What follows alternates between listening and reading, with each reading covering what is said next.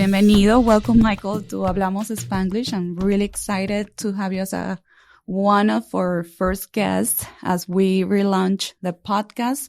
And thanks to, this amazing collaboration that we have with Hi Hello Labs here in Orlando. Es un placer tenerte aquí.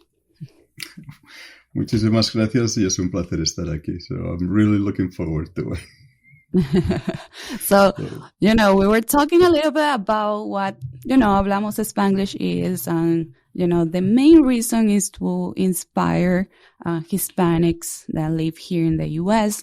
and also for the American community to learn more about us, the Latinos, the Hispanic population here in the U.S. And I want to start, with you and telling us your story, sharing your story as I know is going to inspire many, many people. So can you tell me a little bit, about your background and your journey here in the U.S.? Sure.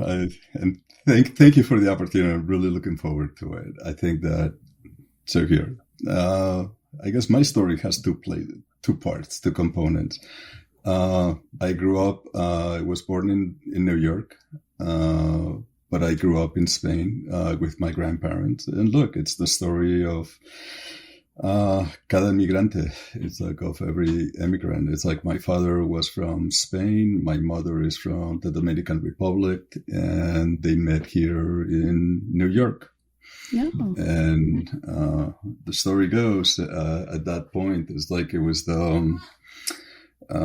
they fell in love, it's like in everything, but they were both, I think that my mother here was legally, and I think that my father here had some paper issues, let's put it this way. So they got pregnant, and then they requested the citizenship. And at that point, it's like if they had a child that was born in the U.S., then it's like then the children were able to bring them in. So, okay. But to be able to do that, they had to do all of the paperwork from outside of the U.S. So they went to the Dominican Republic, and as they were there, I don't know, my mother talked to a priest and everything else, and the priest says, like, it's like you're 7 months pregnant, you really should go back to the U.S. just in case. Okay. Just in case. Sure enough, it was a good prediction, because that just in case was I was born a couple of weeks right after. So wow. Okay. So this could have gone either way, that I would have been in the Dominican Republic and not in the U.S., or I was born here in the U.S. and I was able to bring my parents in. But they were immigrants. They were living down in New York City in the Lower East Side, having a hard time with everything. And so they took me to Spain to grow up with my grandparents. Okay. As they were struggling with it. And I was there for about, in total, I don't know, about 13 years, roughly like that. And then I came back to New York, stayed here for a few years, went back to Spain. And my final time that I came back is like, I was married, we were trying to make a better living, working with computers, and you have this dream, is like you'll go to the US, it's like you'll be able to, you have greater access to technology and do this. And then you'll come back to Spain. But the truth of the matter is it's like you come here, life takes over, and it's tough to leave New York or tough to leave the United States. And that's really how we started here. That was the journey of saying, it's like, you're born an immigrant. It's like you struggle with some of the same challenges that immigrants have. Mm-hmm. You go back to Spain, you feel like home, and then you come back, and it's like, some of the challenges have not changed. Yeah. But that was my beginning of the journey. Okay. And so you went to Spain, you stayed there, you came back, and then you went back to Spain. So when you came back, as just to live here, do you experience any cultural shock when you got here? How was that that experience when you arrived? Yeah, I think that it's interesting because I was thinking about those questions. And I think that to me, I think that we look back now and we see the culture shock. I think that when we came here, the culture shock was like nobody else was talking Spanish. It's like there were not a lot of Hispanics speaking. So that was like the first thing. So all of a sudden you realize that, damn it, I have to learn English very quickly or otherwise nobody will talk to me. And that's a tough one. But really the thing that we did not understand and we could not foresee was some of the bias going on. In the sense, when we first went to look at the first apartment, it was interesting to how there were no apartments available, or they were really one of the worst ones. When we, it's like in things like that. It's like, and then it's like, I think that the little things, it was like foods that we were very used to eating there. It's like, look, the simple one was bread. It's like, or fresh bread. It was like, it was hard to find. Or coffee, or the good or coffee. Yeah. It's like coffee was really tough for me, as you know this, because there was no, look, at that point, there was no Starbucks. It's like the only place that you could get an espresso was an Italian restaurant. It was odd to us. It was like, I'm not able to go someplace to get coffee. So, and it has been interesting to see the evolution of the country, or the evolution of the area where we are. It's like how all of that has changed. It's like now you can get coffee anywhere. You can get amazing bread, amazing foods. The internet, you can find everything that most likely we can find in Spain here. But that took a while. It was like, and at the beginning, it's like you would find somebody that spoke Spanish, and it was like, oh wow, this is great. I can talk to somebody. But it was, there were few. Like, I want to say there were few of us, and that was very odd. But yeah, it's like it's. But go ahead. So, I don't know, during your journey, right? And you're saying it was at the beginning, you had that cultural shock because there weren't that many Hispanics or Latino here in the U.S. And I remember, when I arrived to the U.S., it was, a similar story. And I remember like listening to somebody in the supermarket, like speaking Spanish, or with a Venezuelan accent, I will, turn around and introduce myself. It was so, weird, but it was like, oh my gosh, it's, a little bit of home here. So, and I remember, like, for me, just acculturating to the US, it was harder, right? Just to learn English and things like that, but everybody assimilates that differently. I think it's everybody has their own independent journey. And so did you face any like challenges, besides, what you mentioned? Okay, I think that there were challenges all across.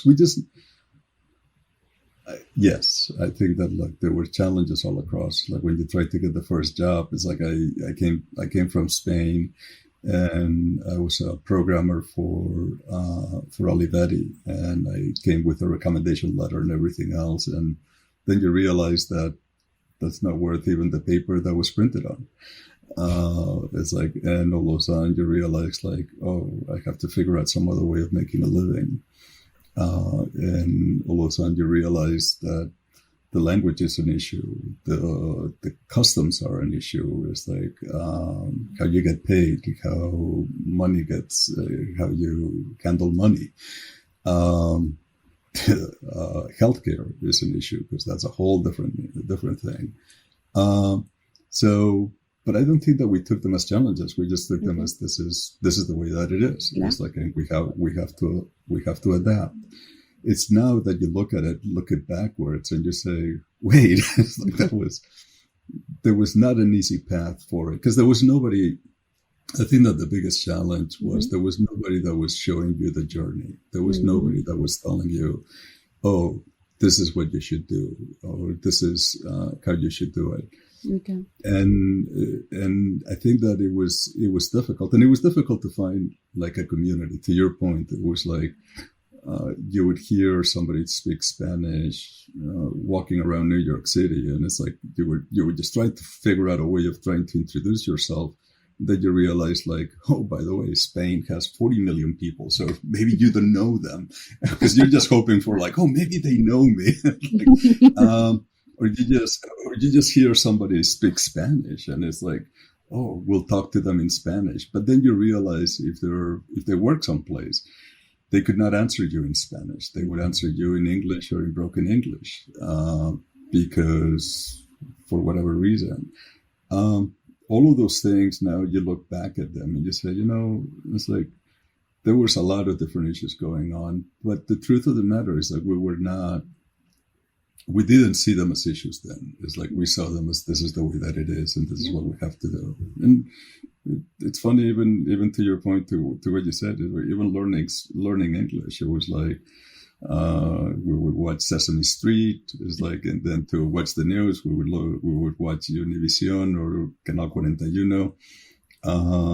just to see, and then you would turn over to the American side so that you could try to, okay, now I know a little bit of what the news are saying. Let me see if I can understand it in English. So it's just funny how you go about it, but it is. But I think that to your point, it's like, but we didn't see them as challenges then. I think that the biggest challenge was the lack of, I don't think that we did not or could not connect to a community. And that was tough. Okay. That was most probably, I think, tough as well. And that takes me to my other question, which is, how at that time, we didn't have as many Hispanics, right? But,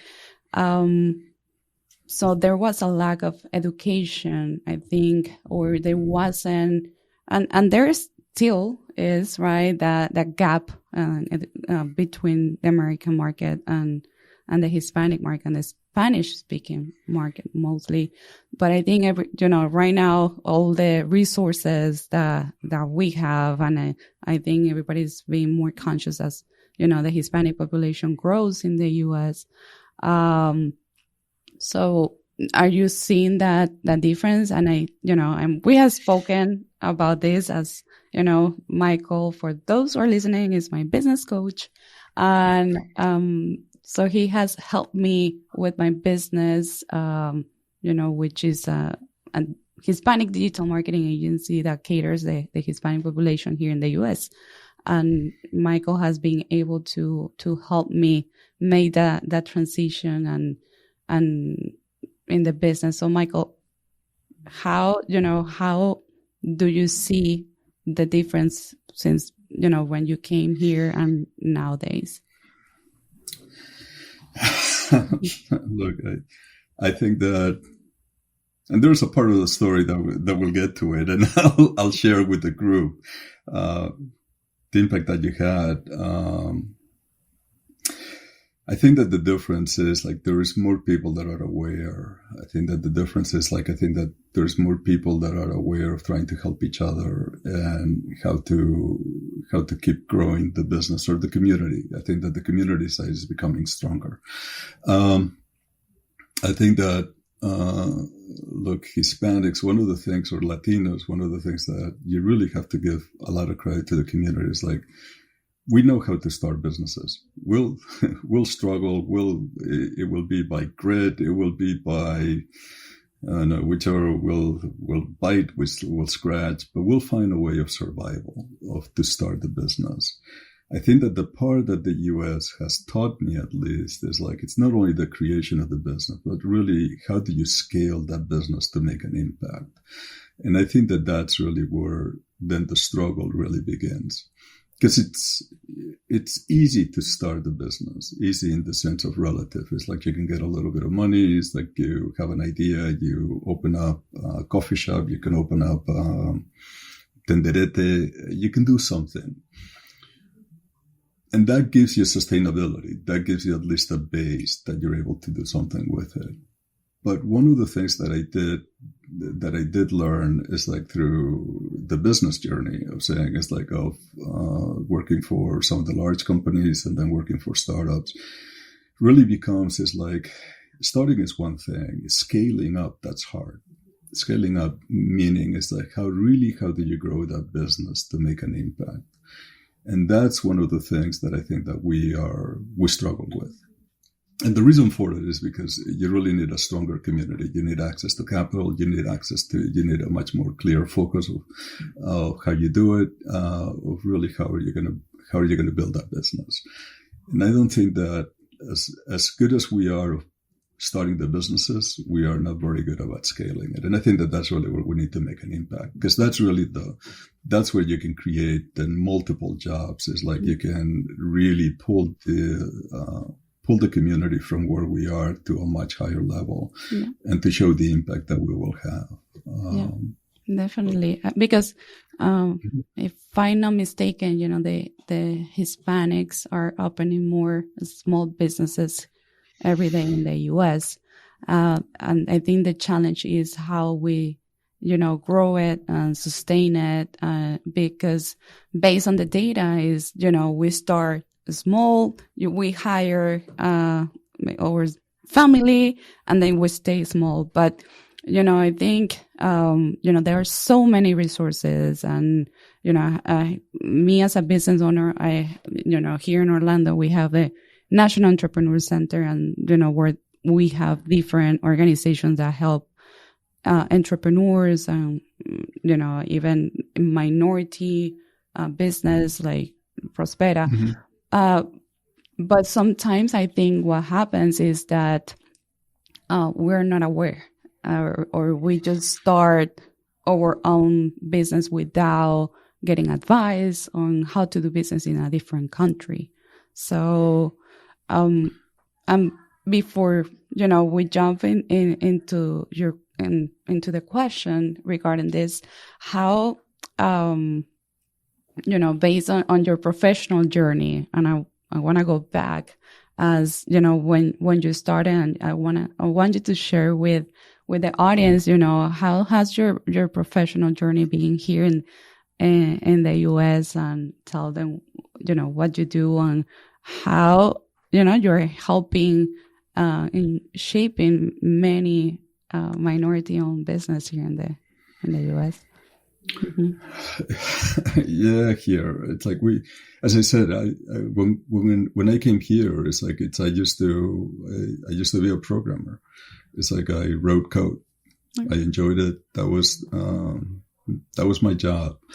And then you realize that whatever you have learned is like I'm not able to say that it wasn't value here. I didn't know how to get a job here. So I went into the dark side. I went into what I call sales, because that was a path into earning some dollars and everything else. And I think that the edge that I had was that I knew technology. And so it was the beginning. It's like, so I got into technology sales. I couldn't get a job into some of the big companies, so I worked with some of the smaller companies that gave me an opportunity and started growing with them.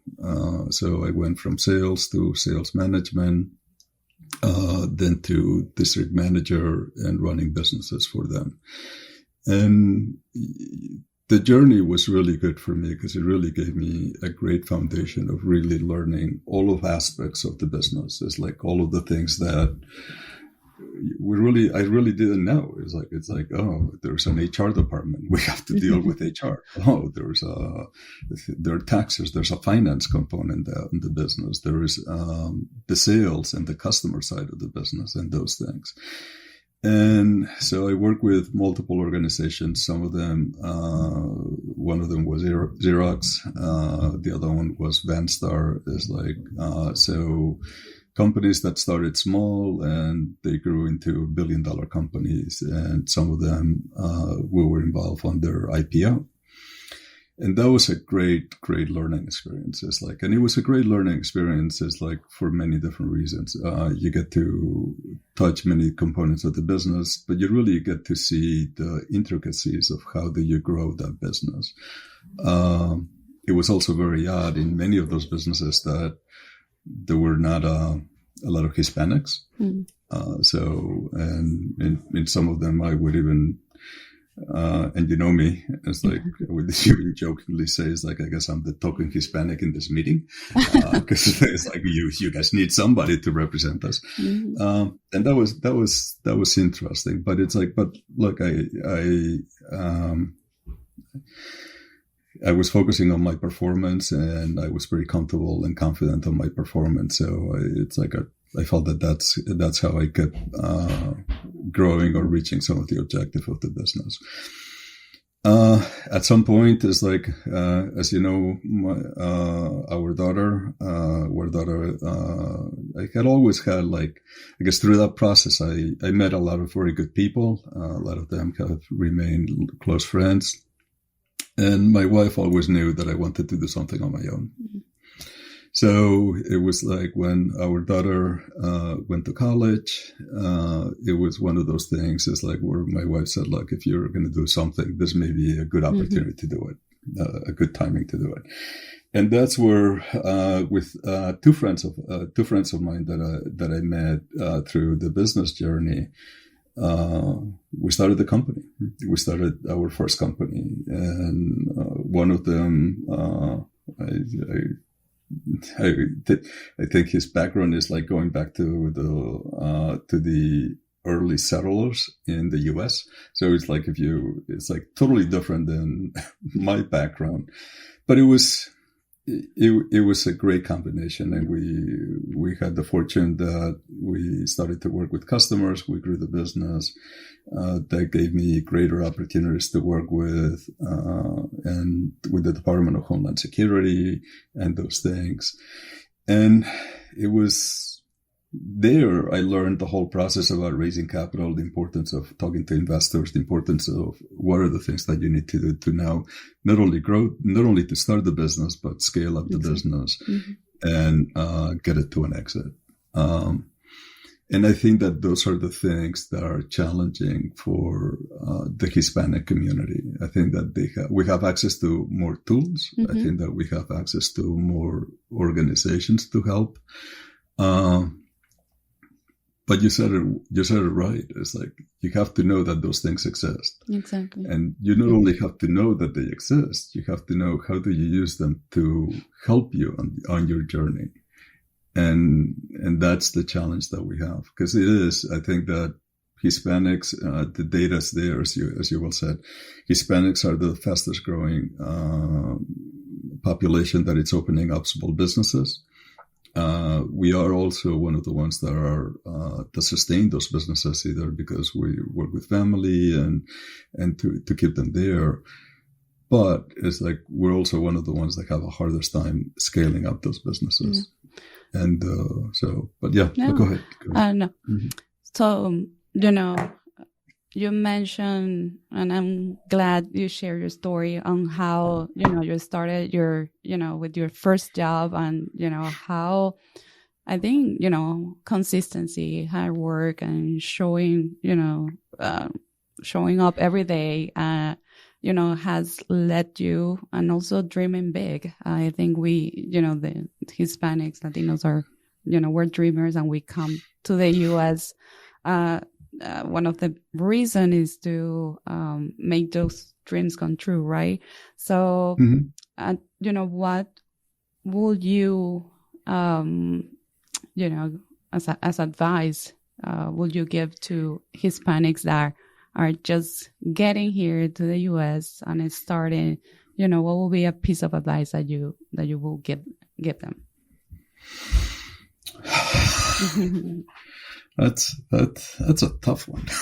Like that's a tough one, because I think that, look, I think that you have to follow your dreams. I think that at the end of the day, you have to do what you enjoy, but you have to figure out a way of making money. I think that at the end of the day,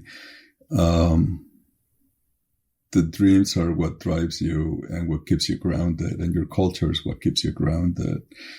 But you need to figure out, if you open up a business, like, what is your money flow? How's the money flowing? And how do you start? It's like, how do you keep that money? How do you make a little bit or more to try to keep growing? That's definitely one of the things that I did learn from the business journey, and even from some of the first startups. There was a clear focus, is like, from everybody else on, like, saying, hey, this is what we do. This is how we make money. This is the flow. Mm-hmm. This is how the money flows. Because if you have that, then you're growing, and you're really creating a sustainable business. If it's really saying, it's like, oh, I'm pursuing a shiny object, and there is no money flow behind it, it's pretty tough to sustain a business. And if your journey is to build a business to become sustainable, even if it's a family business, or you just want to keep it small, or anything else, the reason that you want to know your money flow is so that you don't have to rely on somebody else. It's like, you want to control your own journey. So I think that that's the path. It's like, if your journey is really, look, I just want to work for somebody, and I want to build a career, and I want to do that, then that's your journey, and you should embrace it. But don't settle for less. It's like, that part, I think, is the thing that I would just say, in the sense that, don't think that it's because, oh, I don't have this, or I don't have that, I don't have the opportunity to do it. That's not true. It's like, you do have the opportunity, and you have the tools. It's like, like, don't be afraid of asking for help, because there's a lot of people out there that are willing to help. But we have a tendency not to ask for that. Yeah. It's like, or we have a tendency to ask when it's hard, or when it's very, or maybe when it's too late. It's too late. Yeah. So I think that would be the biggest thing, because that's most probably, is like, thinking back, that's the path that when we first came here, we did not have that. There was nobody that I could go with saying, oh, it's like how do I start a business? It's like, they would send me to the SBA, and I would go to the SBA, and they were nice. They were trying to accommodate me, and they were like, well, you need to write a business plan. It's like, and I'm thinking, well, damn it. It's like, I'm just learning English. It's like, you want me to fill out like a 30-page business plan. It's like, I don't even know where to start. And that was the homework. Yeah, it's like that. It's like that. That's the part. It's like, but they couldn't relate to it. It was like, oh, It's like, you fill out a business plan. And I'm like, well, that's great. It's like, I know how to read that. And it's little things like that I think that we take for granted. And that's where you need to ask for help. You need to ask for help and say, like, this is what I know, and this is what I don't know. Yeah. So help me get there. And now, thinking kind of the opposite way, what do you think these organizations or companies can do better to, bridge that gap? I think we're seeing a change now that, diversity and inclusion programs are becoming, more popular. I think right now is the time, even for minorities, for, like women, Hispanics, or any minority right now, is the right time, as many companies are incorporating these initiatives. But what do you think they can do better when, reaching that gap or reaching out to the Hispanic community?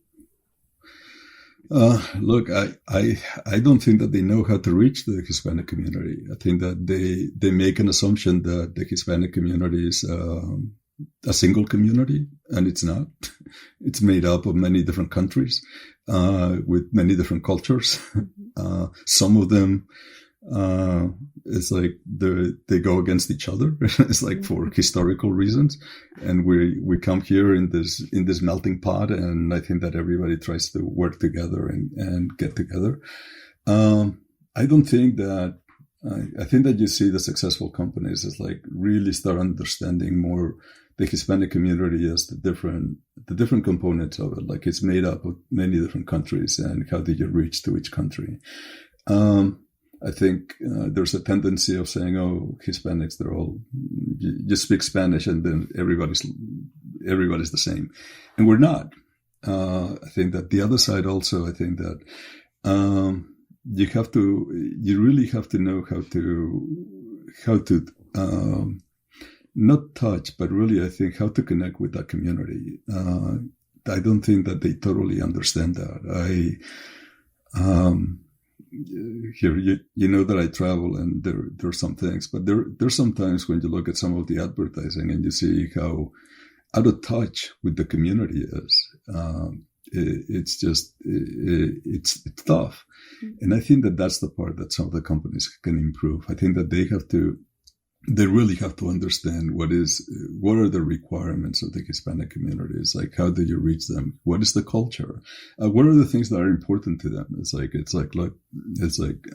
family. It's like some of the special holidays, things like that. It's like we take those for granted. It's almost like, oh, you guys have 3 Kings Day? It's like, oh no, it's like that's January 6th. It's like we work on that day. Like, well, yeah. You may. It's like, yeah. But we don't. So some of the things like that. But I think that it is there is this lack of misunderstanding. Is like that all Hispanics are the same. And another thing that we are. I think that that's what makes that's what makes Hispanics so different. Yeah. I think that you get to enjoy the multiple cultures and with the same language. Yeah, and the multiple cultures, and there are also generational gaps. So you have also Hispanics that just got here to the U.S. or that, like me, that I have been here for 20 years, but I still prefer and connect in my language. And also you have second generation, third generation Hispanics. So, or just like you, that you were born here, but then, you live in Spain, came back.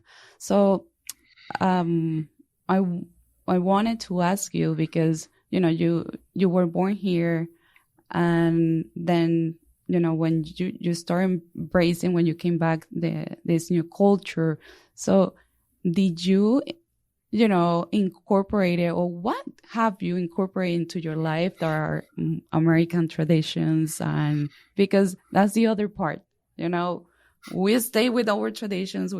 I still eat arepas, and you might still eat, tortilla española or patatas bravas, right? But, we also assimilate a new culture, right? So, your daughter was born here.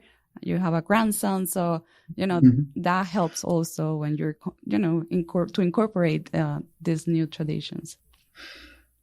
So there's a bunch of things there. I think that so my daughter was born in Spain. It's like she grew up here. Oh, okay. It's like my grandson is from here. Okay. I think that the best that most probably could be the best example. It's like there is. Like we grew up and we spent all of our lives here in New York. It's like, but it's really when you go down to Miami or you go down to certain areas of Florida, that you feel connected to the people. It's like, it's the Hispanic, the coffee, the food, and those things. But I think that to answer your question is like, look, we came here, when we first came here, it's like we kept tight to some of the key culture components for us, the holidays, some of the key foods. We cook still, like if it's Spanish. And we embraced we embrace what the U.S. had. It's like we embrace the holidays and the good things of it. I think that that's the value of coming here. It's like when you're able to bring the two things together, it's like you can enjoy Thanksgiving and you can enjoy turkey with a side of patatas bravas. You can enjoy Christmas. It's like, and you do the traditional Spanish Christmas is like with the things that are good for the U.S. I think that that's the fun part. But I think that it's like, but there's always some things that really are hit close to home, and when you find them, all of a sudden you find what you missed, and you enjoy those moments. And I think that right now those moments you can find them more and more here in the U.S. Definitely. But I think that's yeah. I completely agree. I think that's the beauty of coming here and emerging into new culture. You're able. I always said, because in Venezuela we celebrate Christmas on the 24th, right? So now we get to celebrate double, like the 24th and the 25th. So we have double celebration, like El Día del Trabajador. We have el Primero de Mayo, first day of May, and then here Labor Day is in September. So it's kind of like we get double celebration. So Michael, I'm super. Thank you so much for the opportunity to for sharing your story. Now, I'm gonna be I'm gonna be mentioning some phrases, and I want you to answer with the first thing that comes to mind. Okay. So the first thing will be food. When you think about food. Look, I think that the first one was always paella. It's like I think that's most probably my comfort food. That's missed that one. What about? It doesn't have to be famous, but some Hispanic that has inspired you, that has leave a mark in you. That's a tough one. I think that, most probably I think that as an individual, I think that I look at Obama. I think that he was able to really break through a lot of glass ceilings. I think that, I think his heart was in the right place. I think that, he was really trying, and I think that it shows that it's like, look, it doesn't matter where your background is, you can really become anything. But I think that's one of those people that I look back and say, look, it's like I think that he was the right person at the right time for this country. Yeah. What about a place you like to visit? Here in the U.S. Oh, here in the U.S. Yeah. Oh, come on! I know. I'm like, I know you were going to say Spain, Barcelona. That's a tough one. Look, it's like I have to say it right now. We love Miami. We love the area, and we love it for the simple things. We really love it for the ability to go to any coffee place and sit down, have coffee, and just really enjoy that moment in time. Before that, most probably I would tell you San Francisco, because it was the city that was closest to Barcelona to me. Awesome. But yeah. What about your favorite sport? It's like, look, I'm very happy that Messi's here. Yes, and that has changed. I think the sports. The sports industry here in the U.S., not only soccer or football, but I think and that's another topic that we can, maybe spend a couple of hours talking about that. But I'm excited too about that. Look, it's like, I think that when I first came here, it was like football. It's like soccer. It's like there was nobody played. It was only little groups, is like of Hispanic or Latinos, is like playing in a small field. Now you see it all over the place. I think that is going to have a great impact to the whole thing. That's awesome. Mm-hmm. But so, yeah, football. And what about TV show? Because you were mentioning that, you had, you used to change the TV, right? Channels. Mm-hmm. Yep. From Latino, like Univision, or American. Yeah. So what would be your, favorite TV show? That's a tough one. I don't think I have one. I don't think that because most probably I don't remember the names on it. It's like, and that's on me. But I enjoy it. It's like,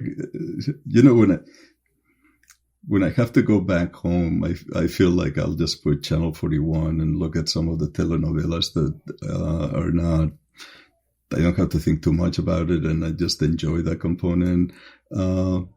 It's like I think that to me, one of the TV shows that will always have a place in my heart is really Sesame Street. Okay. It's like I grew up with that.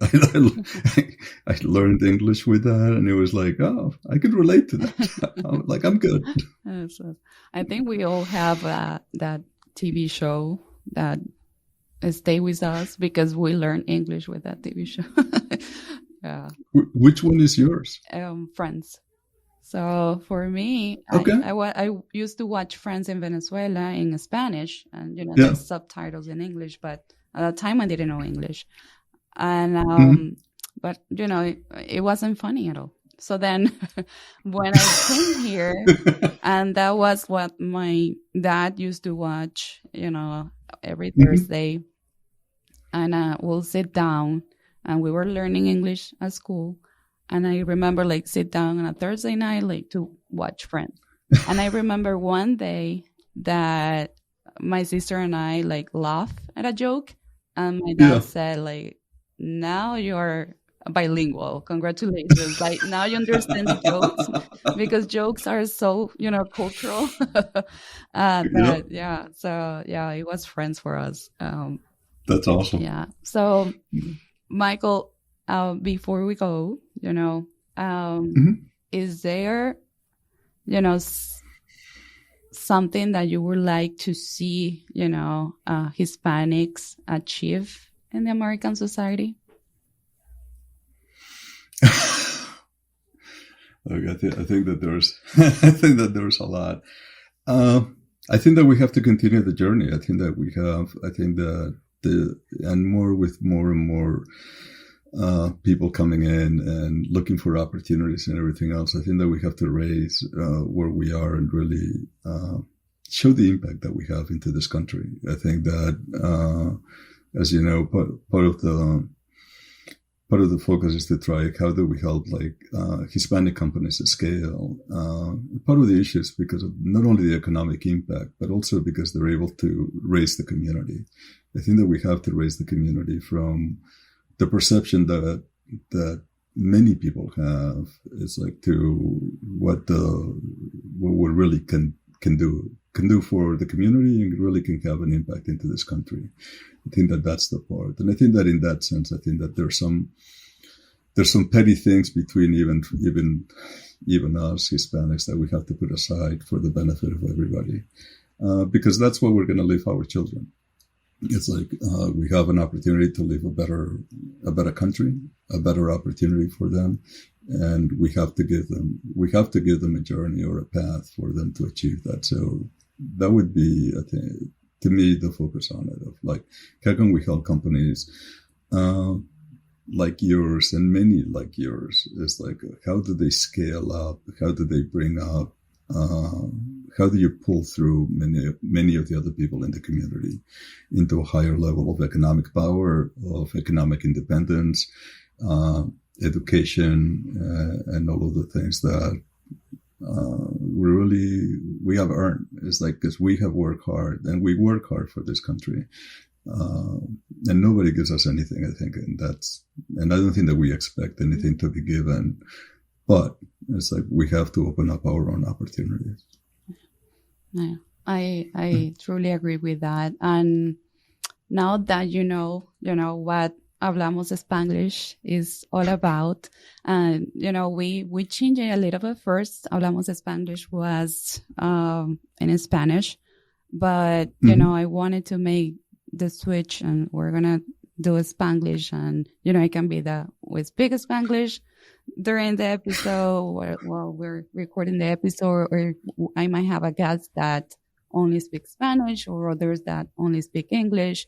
So, and also, I used to interview only Hispanics, right? That were here. Mm-hmm. But now I also, one of my main goals is to have guests that are American and that, have that those roots also from the Hispanic, or helping, bridge the gap with the Hispanic community. So with that said, when you think about Hablamos Spanglish, who would you nominate? Like, who would you like to see as a guest here? Well, look, my first nomination would be to you. I think that you should be a guest to your own show, just because I think that your story represents the story of many, and I think that you have to tell it, and I hope that you keep doing that. So, Plan B, I would recommend somebody that I worked with during the pandemic. It's like during the pandemic, we worked with some of the platforms to help some multicultural companies survive and scale up. And there is one that we have remained friends, is Luis Vivas out of San Francisco. Okay. I think that he has a great story. It's like he runs a sign business. It's like but we think his customers you have George Lucas, you have some of the largest tech companies, some of his customers, and it's the same thing. It's like that's why I'm saying it's like it's similar to your story. It's like you open up the business, the struggle, the grit, the fighting, the bootstrapping, the scratching to the business to open up a path, and then to keep growing. So if you're not available for your own show, then I would say Luis Vivas. No, I'll make sure, this is, what it's all about. I want to listen to many stories that can inspire other Hispanics here in the U.S., that I think if you set yourself to and you work hard to achieve your goals, you can do it. This is a country that offers so many opportunities that it's just about, and it's also very, as an individual, right? It depends on you, but also seeing all the resources, I think you can make your dreams come true, if you work hard and, you persevere. So thank you for, I'll make sure that we can share my story here too. And also to invite you have to, you have to, Ana, you have to, because I think that it is the story of many. I think that it is the story of however you get to this country is you get. What you do here is up to you. That's the opportunity that they give you, or that the country gives you. And the resources are there to help you. It's like there are a ton of resources, but I think that you have to share it. Yeah. But I really do appreciate the opportunity, and I enjoyed it. I think that it's awesome. No, I enjoy learning more about you, about, like we have been talking for almost, I think, since the pandemic, Michael. Like I remember the first virtual coffee that you invited me to learn more about me and Bold. So, and then, it's been an amazing journey, and, I appreciate you very much, and, your family, Sonia. And, I discovered today that she was born in Spain. So yeah, she's a little Spanish one, but the little guy is American. Yeah. But we're gonna make him grow as Hispanic. It's like we're not gonna let him lose his roots. Yeah. Well, thank you so much, Michael, and I hope you have an incredible day, and we hope to have you back again in Hablamos Spanglish to continue this conversation. Muchísimas gracias. I enjoyed it. I'm really looking forward to it. Thank you. Thank you. Take care. Bye.